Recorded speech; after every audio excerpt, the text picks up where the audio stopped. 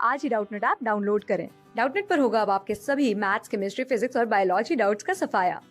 बस अपने क्वेश्चन की फोटो खींचो, उसे क्रॉप करो और तुरंत वीडियो सोल्यूशन पाओ। Download now. तो इस क्वेश्चन में हमें वो क्या बोल रहा है, that classify each of the following as strong acid, strong base, weak acid या फिर वीक बेस। तो हमें यहाँ पे ये 6 कंपाउंड्स दिए हैं और हमें इनको क्लासिफाई करना है कि कौन सा स्ट्रॉन्ग एसिड होगा, कौन सा स्ट्रॉन्ग बेस होगा या फिर वीक एसिड या फिर वीक बेस होगा। तो एक एक करके हम सबको देखेंगे। तो सबसे पहले हमें दिया है NaOH। तो NaOH आप सबको पता है कि बहुत ही ज़्यादा स्ट्रॉन्ग बेस होता है, ये हम जनरली यूज़ भी करते हैं अपनी लैब में। तो NaOH अब स्ट्रॉन्ग बेस क्यों होगा? स्ट्रॉन्ग बेस की हम टेंडेंसी देखेंगे कि वो कितनी ज़्यादा टेंडेंसी है उसकी OH नेगेटिव आयन डोनेट करने की। ठीक है, तो NaOH अगर आप अपना OH नेगेटिव डोनेट कर दे तो इसके पास क्या आएगा, Na पॉजिटिव और OH नेगेटिव। तो ये दोनों हमारे क्या होते हैं, स्टेबल होते हैं, तो ईजिली ये अपना OH नेगेटिव दे सकता है। ठीक है, तो ये हमारा क्या होता है, स्ट्रॉन्ग बेस होता है। उसके बाद आपका सेकेंड है HF। अब HF जो होता है हमारा वो एक वीक एसिड होता है। ठीक है, HF अब हमारा वीक एसिड क्यों होता है, देखो जब HF होगा वो हमारा जो डिसोसिएट होगा वो किस डिसोसिएटिव को क्या देगा, H पॉजिटिव और F नेगेटिव। ठीक है, अब ये जो डिसोसिएशन हो रहा है ये इजी नहीं होता, क्यों? क्योंकि H पॉजिटिव और जो F नेगेटिव है इन दोनों का साइज क्या है, स्मॉल है।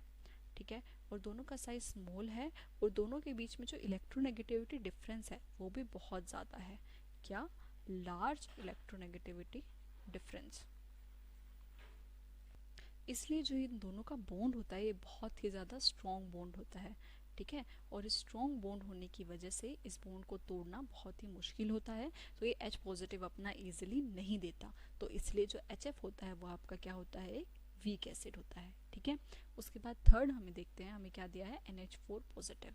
अब जो NH4 पॉजिटिव होता है वो भी हमारा एक वीक एसिड होता है। क्यों? देखो NH4 पॉजिटिव, अगर हम इन सबको कंपेयर कर रहे हैं तो हम इजीली कर सकते हैं, लेकिन इन सबको क्लासिफाई करना वीक एसिड वीक बेस में या फिर स्ट्रॉन्ग एसिड स्ट्रॉन्ग बेस में ये थोड़ा सा डिफिकल्ट होता है। ठीक है, तो अब जो NH4 पॉजिटिव है ये आपका अमोनिया का क्या है, कॉन्जुगेट एसिड है। ये NH4 पॉजिटिव, ठीक है, ये आपका क्या है, बेस, और ये इसका क्या है, कॉन्जुगेट एसिड। तो अगर हम कंपेयर करें अमोनिया और NH4 पॉजिटिव में, तो अमोनिया क्या होता है, एक स्ट्रॉन्ग बेस है as compare to its conjugate acid. ठीक है, तो अगर हम अमोनिया को देखें तो ये क्या है, स्ट्रॉन्ग बेस है, और इसका जो कॉन्जुगेट एसिड होगा वो क्या होगा, वीक होगा। इसलिए आपका जो NH4 पॉजिटिव है ये एक वीक एसिड होता है क्योंकि इसका कॉन्जुगेट बेस स्ट्रॉन्ग है।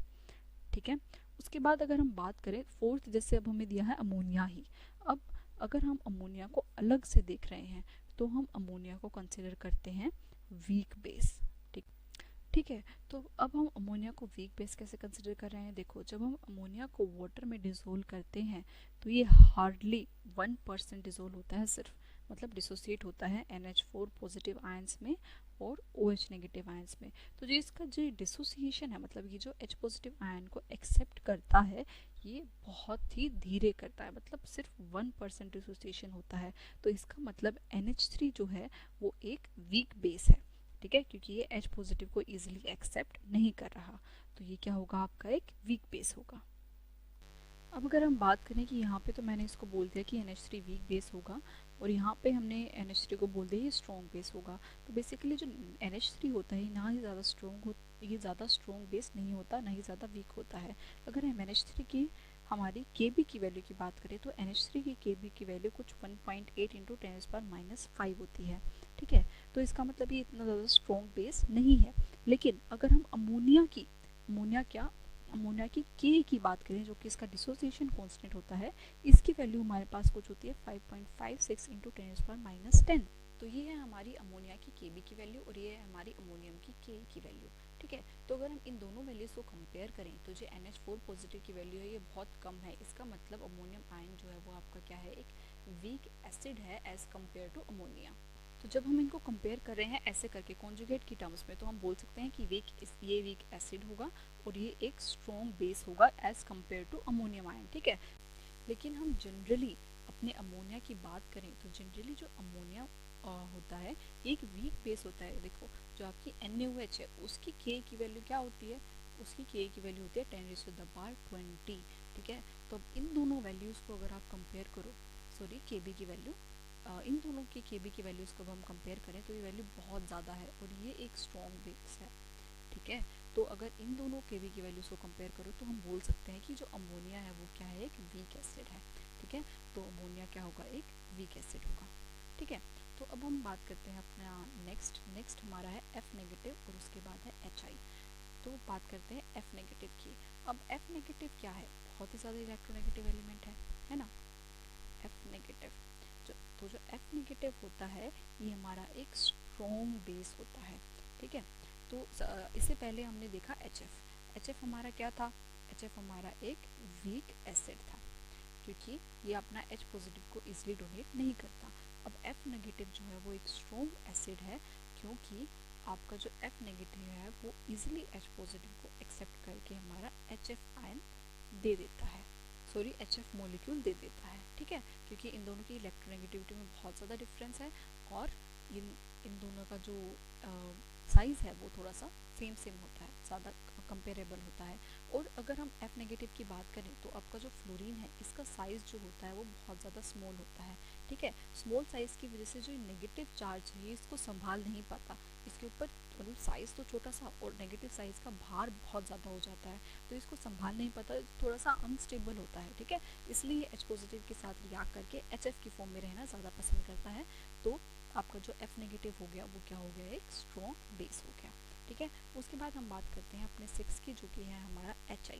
अब HI की अगर हम बात करें तो ऑब्वियसली एक तो ये एसिड होगा क्योंकि ये डिसोसिएट होकर हमें H+ आयन देगा और I नेगेटिव देगा, ठीक है। अब ये एसिड होगा तो ये स्ट्रॉन्ग एसिड होगा या वीक एसिड होगा, तो देखो अब आपका जो ये I नेगेटिव बना है, जैसे मैंने यहाँ पे बताया ये F नेगेटिव स्मॉल है और ये नेगेटिव को अपने ऊपर नहीं ले पाता, अपने इस साइन को ये अपने नेगेटिव चार्ज को स्टेबल नहीं कर पाता। लेकिन यहाँ पे जो I नेगेटिव की अगर हम बात करें तो I नेगेटिव का जो साइज़ होता है ये बहुत बड़ा साइज़ होता है, ठीक है। और ये जो नेगेटिव चार्ज है इसके ऊपर ये पूरे साइज़ पे डिफ्यूज़ हो जाता है और इस वजह से ये क्या हो जाता है, स्टेबल हो जाता है। तो I नेगेटिव स्टेबल है इसलिए ये इजीली आपका HI जो है वो H+ और I नेगेटिव में कन्वर्ट हो सकता है। तो ये क्या देगा, इजीली H पॉजिटिव आयन दे देगा, इसलिए जो आपका HI होगा ये क्या होगा, एक स्ट्रॉन्ग एसिड होगा, ठीक है। क्लास 6 से 12 से लेके नीट IIT JEE मेंस और एडवांस के लेवल तक 10 मिलियन से ज़्यादा स्टूडेंट्स का भरोसा। आज ही डाउनलोड करें डाउटनेट ऐप या व्हाट्सएप कीजिए अपने डाउट्स 8400 400 400 पर।